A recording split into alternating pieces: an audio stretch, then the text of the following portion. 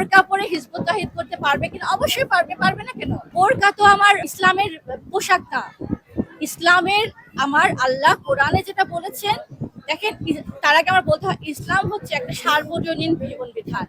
এই জীবন বিধানটা যেটা কার্যকরী হলে, প্রতিষ্ঠা হলে, কায়েম হলে এটার যে ফল নেমে আসবে সেটা হচ্ছে শান্তি। বাংলায় শান্তি, আরবিকে ইসলাম, ইংলিশে হচ্ছে পিস।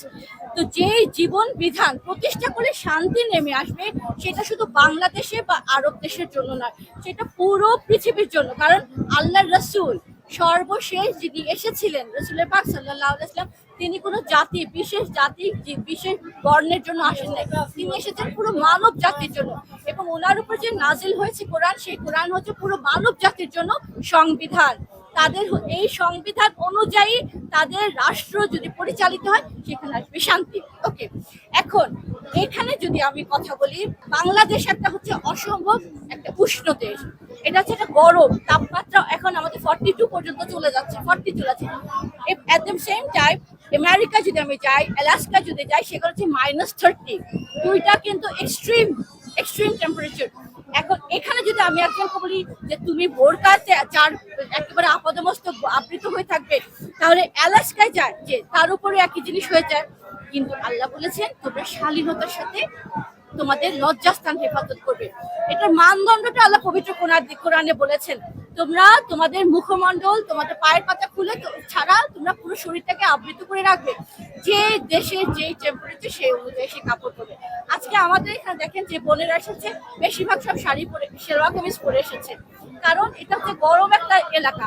এখানে যদি সে এখন একটা যদি আপনি তাকে বোরকা পরিয়ে দেন, বোরকা হচ্ছে আরবের একটা পোশাক, এটা ইসলামের পোশাক নয়।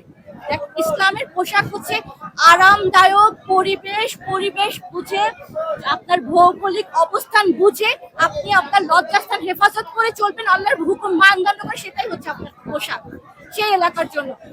এখন ইসলাম বলতেই হচ্ছে খেজুর খাওয়া, ইসলাম বলতেই হচ্ছে নুন খাওয়া, ইসলাম বলতে হচ্ছে মিষ্টি খাওয়া, এবং ছেলেদের জন্য হচ্ছে পাগড়ি আর বড় বড় আলখেল্লা দাড়ি, আর মেয়েদের জন্য হচ্ছে বোরখা। এটা হচ্ছে আরবের পোশাক।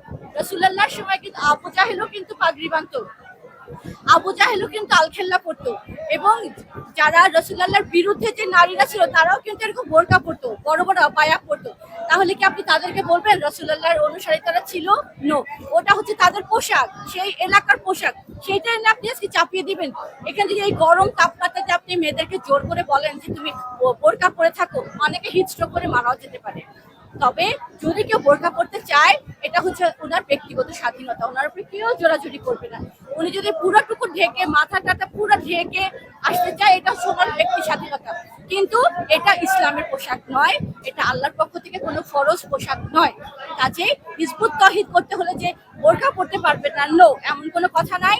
হিজবুত তাওহীদ করতে হলে বোরকা পড়তেই হবে এমন কোনো কথা নাই।